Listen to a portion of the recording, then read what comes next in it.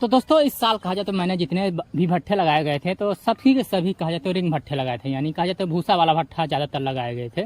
तो ज़्यादातर जो भट्ठे लगाए थे भूसा वाले, तो उसमें कहा जाए तो क्वालिटी जो देखी जाए तो रिंग भट्ठे की सबसे अच्छी आई थी। तो दोस्तों इसको जो लगाने का प्रोसेस होता है वो वैसे कहा जाए तो इतना डिफिकल्ट या कठिन नहीं रहता।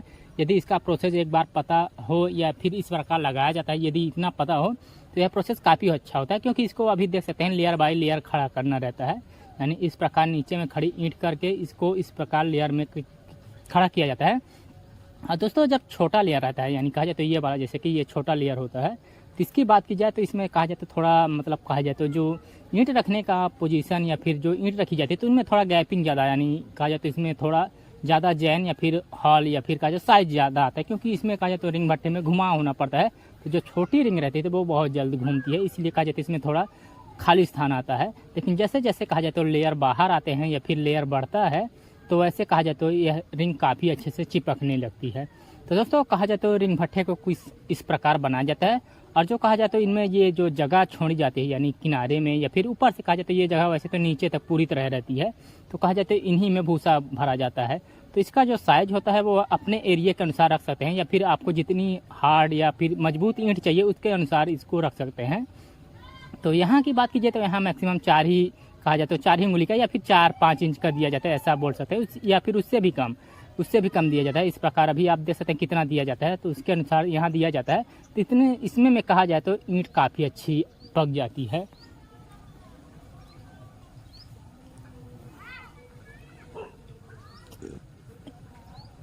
और दोस्तों जो रिंग भट्ठे की हाइट है, हाइट इसको आप अपने अनुसार कर सकते हैं। वैसे तो 20 से 25 तक की हाइट इसको किया जा सकता है, लेकिन आप इससे भी ज़्यादा रख सकते हैं।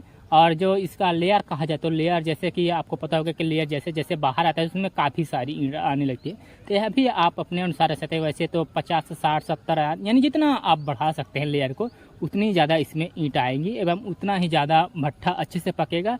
और जैसे बड़ा रहेगा भट्ठा, दोस्तों रिंग भट्ठे लगाने में सबसे ज़्यादा सहूलियत एक बात ये रहती है कि जब भी आप रिंग भट्ठा लगाएं या रिंग भट्ठा बनाएं तब उसमें एक बात ध्यान रखें कि उसमें गीली ईंट जो होती है, यानी जो हल्की सूखी हुई ईंट हो या फिर कहा जाए तो बीच में जैसी थोड़ी बहुत कच्ची ईंट हो या गीली यदि सूखी ना हो तो उस प्रकार ईंट ना डाला जाए। यदि आप ऐसा ईंट डाल भी देते हैं तो वो ईंट पकने के प्रोसेस में जैसे ही आएंगी तो वो पूरी तरह टूट जाएंगी, या फिर कहा जाए तो वो इससे मतलब पकती हैं कि मतलब उसमें आवाज़ या फिर कहा जाए तो उतनी मजबूती नहीं रह पाती जितना होना चाहिए।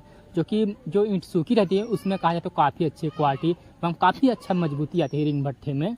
और दोस्तों सबसे अच्छी बात ये होती है कि यदि जैसे आप रिंग भट्ठा लगाना चाहते हैं तो हो सकता है इसका प्रोसेस लगाने में जो होता है तो वो 10 दिन या 15 दिन या 20 दिन का भी हो सकता है, लेकिन हो सकता है तो 50 से 60 70 80 हज़ार तक का लगेगा, क्योंकि इतना बड़ा यदि भट्ठा आप लगाते हैं तो इसमें कहा जाता है 6 से 7 लेयर तक जाएगा और करीबन आपका 50 हज़ार तक का भट्ठा काफ़ी आराम से आ जाएगा।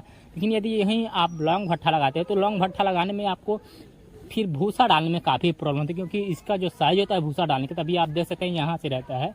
तो जैसे यह कहा जाता है इसमें का जो प्रोसेस होता है पकने का तो वो किनारे से अंदर की ओर जाता है, यानी चिमनी की तरफ जाता है। तो ज़्यादा यदि बड़ा भट्ठा रहेगा तो भूसा डालने में काफ़ी दिक्कत का सामना करना पड़ता है, इसलिए इसको 50 से 60 हज़ार तक का या 70 से 80 हज़ार तक का लगाया जाए तो काफ़ी अच्छा रहता है।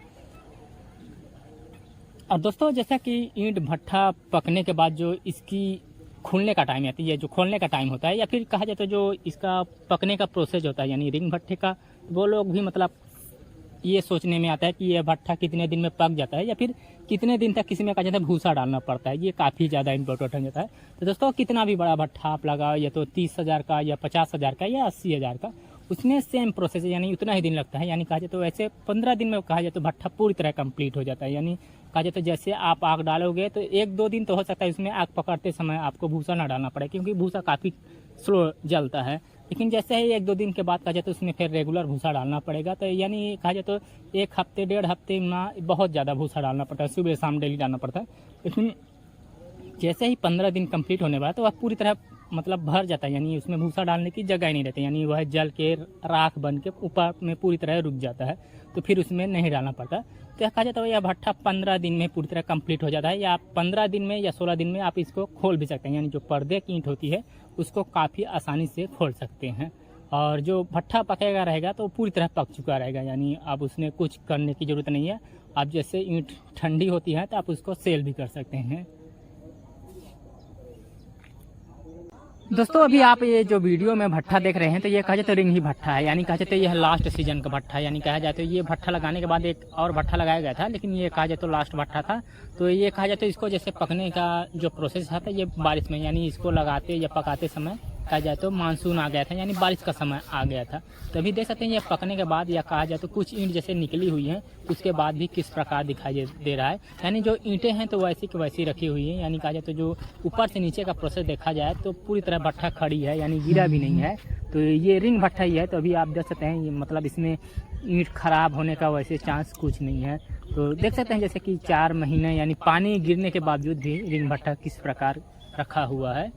तो आप समझ सकते हैं कि रिंग भट्ठे की क्वालिटी भी काफ़ी अच्छी आती है। उम्मीद है आपको वीडियो पसंद आएंगे। दोस्तों यदि आपको इससे संबंधित कुछ जानकारियाँ प्राप्त करनी हो या फिर जाननी है तो आप हमारे इंस्टाग्राम से हमें कांटेक्ट कर सकते हैं।